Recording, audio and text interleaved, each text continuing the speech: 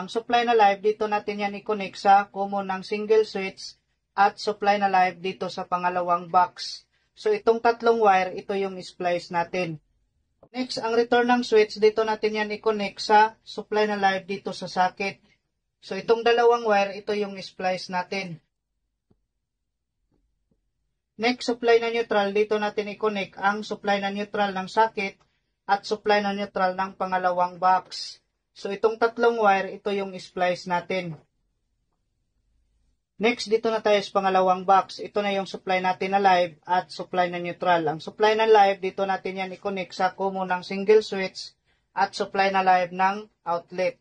So, itong tatlong wire, ito yung splice natin. Next, sa return ng switch, dito natin yan i-connect sa supply na live ng pangalawang socket.